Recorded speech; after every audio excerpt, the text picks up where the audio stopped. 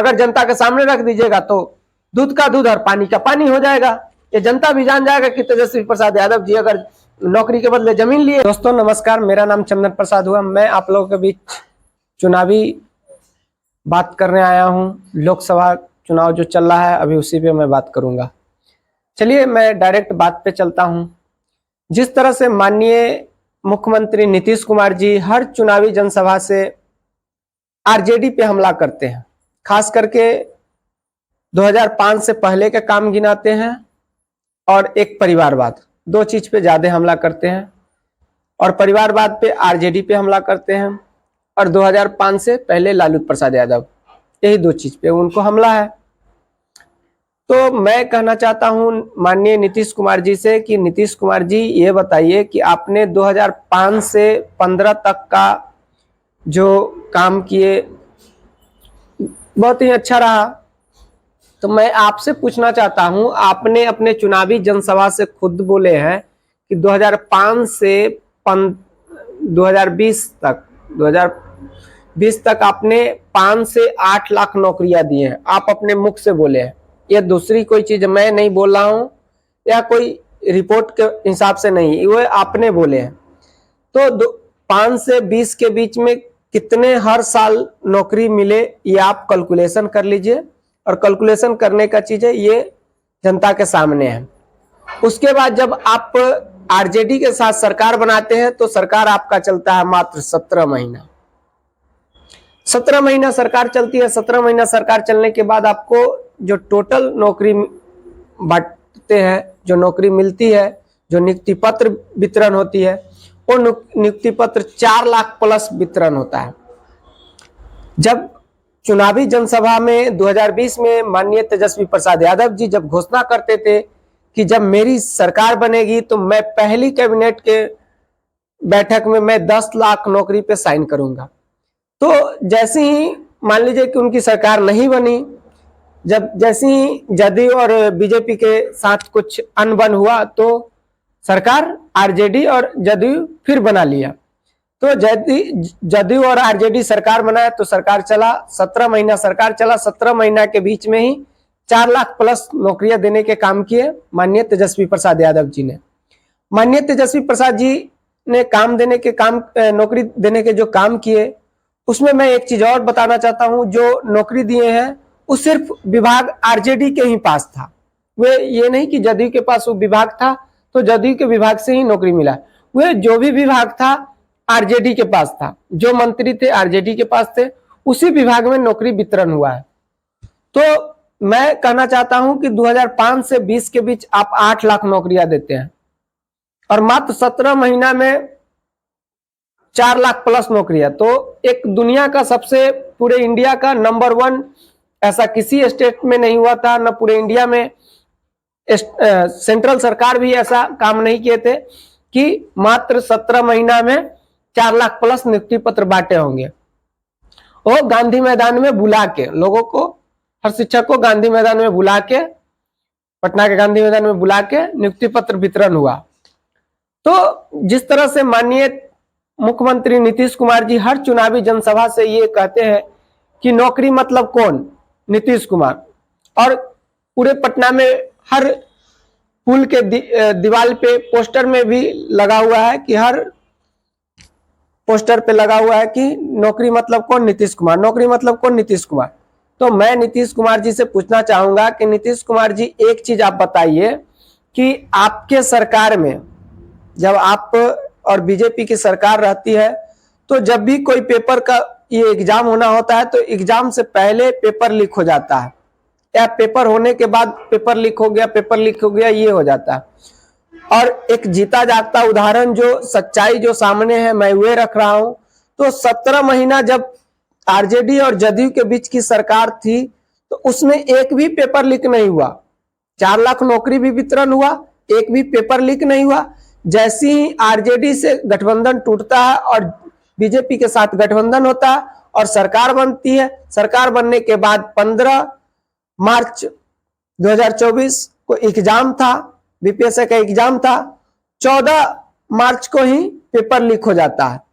तो कहीं ना कहीं ये देखने की चीज है और ये जनता बहुत अच्छे तरह से पहचान जाएंगे कि क्या कारण है कि जैसे ही बीजेपी में आते हैं तो पेपर लीक हो जाता है, आरजेडी में पेपर नहीं लीक हुआ। ये बात नहीं है कि ये 15 मार्च एक ही पेपर लीक हुआ, इससे पहले बहुत बार पेपर लीक हुआ है।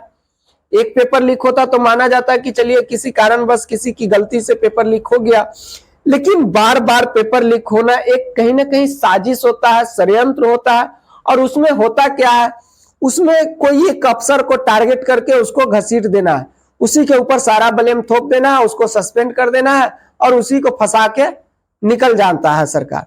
तो ये चीज बहुत बड़ी चीज होती है कि इस पे मतलब मंथन, इस पे जनता बहुत अच्छी तरह से जानते हैं कि इसमें मतलब ये नौकरी का हकदार एक्चुअल में कौन है, जेन्युइन में कौन है, माननीय तेजस्वी प्रसाद यादव है या माननीय नीतीश कुमार। तो ये डिसीजन मैं जनता पे छोड़ देता हूं और जनता इसका बखूबी, जिस तरह से अभी चुनावी जनसभा हो रहा है, चुनावी जनसभा में जिस तरह से जनसलाब उमड़ रहा है माननीय तेजस्वी प्रसाद यादव जी के चुनावी जनसभा में, और वही जनसलाब आप नीतीश कुमार जी के देखिएगा, तो जो जनता सुर में सुर मिला के माननीय तेजस्वी प्रसाद यादव जी के साथ बोलते हैं, तो वे चुनावी जनसभा नीतीश कुमार जी के साथ नहीं बोलते हैं।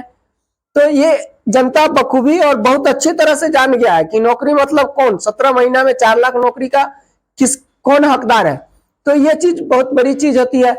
और दूसरी जो बात है, मैं बात करता हूं, जिस तरह से नीतीश कुमार जी की सरकार में प्रशासन जितना मनमानी कर रहा है, बहुत बड़ा अफसरशाही चलता है, तो और जिस तरह से गुंडागर्दी भी बढ़ गया है।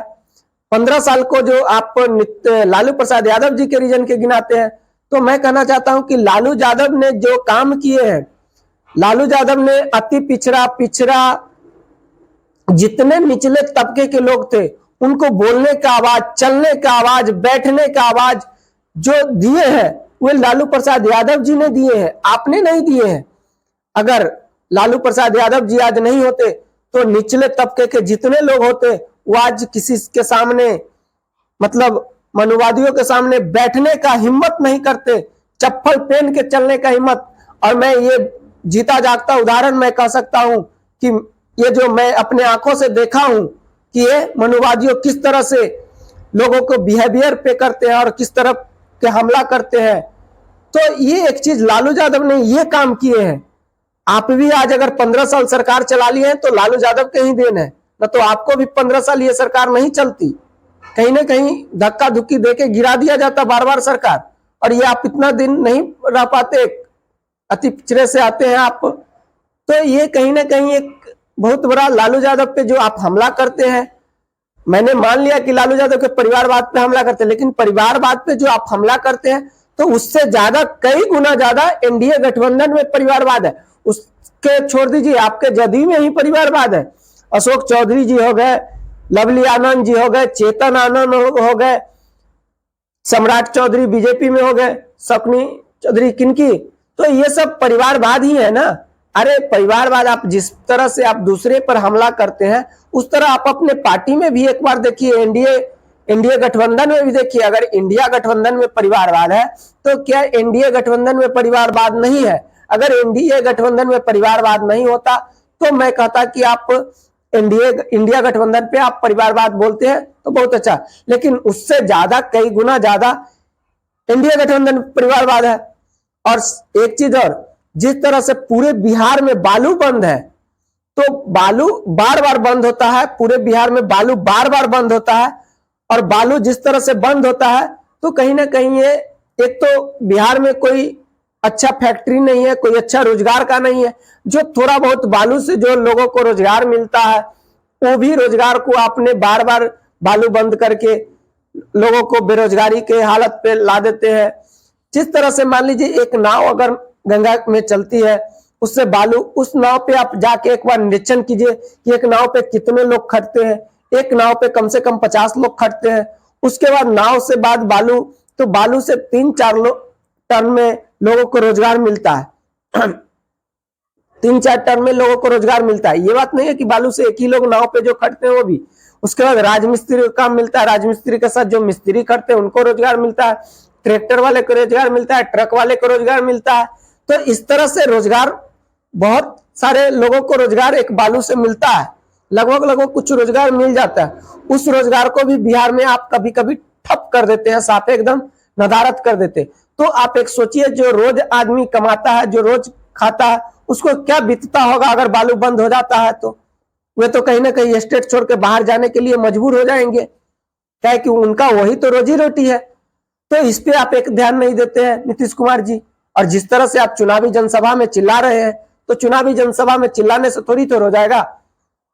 और एक चीज और मैं बताता हूं, जिस तरह से माननीय तेजस्वी प्रसाद यादव जी ने 17 महीना में जिस तरह से औचक निरीक्षण किए हैं, वो अपने विभाग में, अदर विभाग में तो नहीं किए हैं, लेकिन जिस तरह से वो अपने विभाग में औचक निरीक्षण किए हैं, हर प्रशासन एक डरता था, हर प्रशासन के अंदर एक डर रहता था, हर अफसर के अंदर एक डर रहता था। और आज से पहले बता दीजिए, आपके जितने ये 17 महीना छोड़ के आपके पहले अभी तक कोई, हर स्वास्थ्य मंत्री मंगल पांडे थे, उसके पहले तो आपके कोई स्वास्थ्य मंत्री आज तक औचक निरीक्षण किया?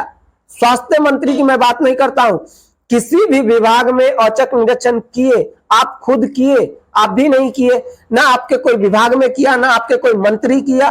तो कहीं ना कहीं ये बहुत बड़ा एक ये है।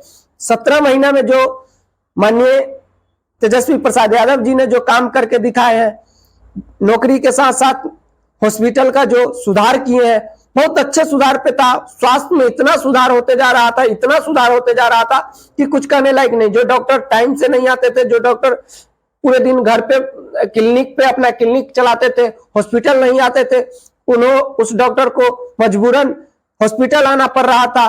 तो कहीं ना कहीं ये एक बहुत बड़ा ये था, और इसी सब कारण से आपने आरजेडी से गठबंधन तोड़े, और दूसरा कोई कारण नहीं है। और एक सवाल और जो आप उठाते हैं कि माननीय, जो सवाल मैंने उठाते हैं कि माननीय तेजस्वी प्रसाद यादव जी जो गठबंधन टूटने का मेन कारण है, जो नौकरी के बदले जमीन लिए है। तो मैं बात करता हूं कि माननीय मुख्यमंत्री जी, अगर तेजस्वी प्रसाद यादव जी अगर नौकरी के बदले जमीन लिए हैं, तो जो भी जमीन आजकल रजिस्ट्री होता है उसके तुरंत बाद ऑनलाइन हो जाता है, तो 24 घंटा के बाद ऑनलाइन हो जाता है। तो जब नीतीश कुमार जी, ये आप अच्छी तरह से जानते हैं, और जो भी आदमी तेजस्वी प्रसाद यादव जी पे ये आरोप लगाते हैं, वो एनडीए गठबंधन में हो या जदयू या बीजेपी, कोई भी हो, मैं एक माननीय नीतीश कुमार जी की ही बात नहीं कर रहा हूं, मैं A to Z जो भी ये तेजस्वी प्रसाद जी पे आरोप लगाते हैं, तो मैं कहना चाहता हूं कि सिंपल सी तरीका है।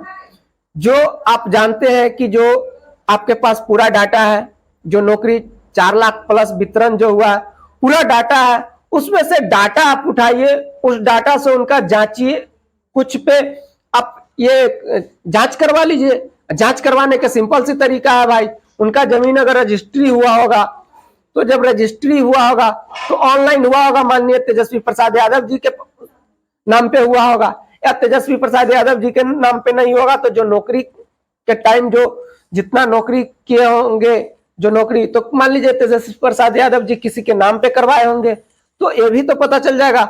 ऑनलाइन निकाल के डाटा जनता के सामने रख दीजिए। अगर जनता के सामने रख दीजिएगा तो दूध का दूध और पानी का पानी हो जाएगा।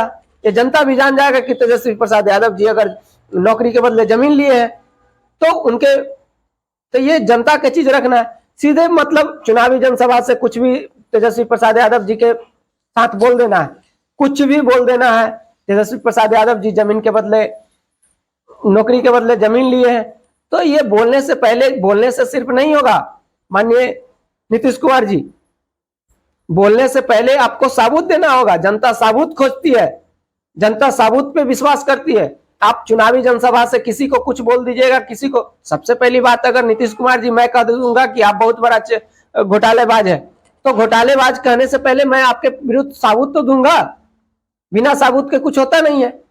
और मेन चीज जो गठबंधन टूटने का चीज है, कहीं ना कहीं ये देखिए, माननीय नीतीश कुमार जी को देख रहे थे कि कहीं ना कहीं ये मेरे से आगे हो जाएगा, इसीलिए माननीय नीतीश कुमार जी तेजस्वी प्रसाद यादव जी से गठबंधन तोड़े हैं, और दूसरा कोई कारण नहीं है।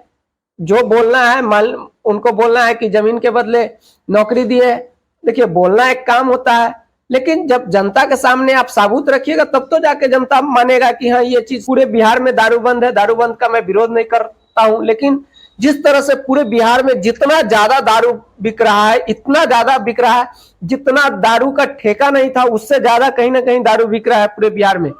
जो बच्चा दारू चालू था, ठेका चालू था, जो बच्चा दारू नहीं पीता था वो बच्चा अभी दारू पीता है। मेन कारण हो गया कि ऑनलाइन डिलीवरी हो गया। जिस तरह से फ्लिपकार्ट, अमेजॉन हर चीज का डिलीवरी करता है, उसी तरह बिहार में दारू का ऑनलाइन डिलीवरी चालू हो गया है।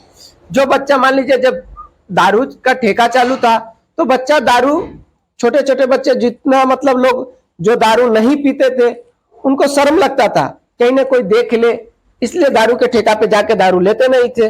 अब तो सिंपल सी तरीका है भाई, फोन करो, फोन से पैसा भेज दो और दारू उनके घर के पीछे पहुंच जाता है। तो जितना ज्यादा दारू का अभी सप्लाई हो रहा है, जितना बिहार में दारू, सबसे ज्यादा बिहार में अभी दारू बिक रहा है, लेकिन फिर भी आपका प्रशासन कोई काम नहीं कर रहा है।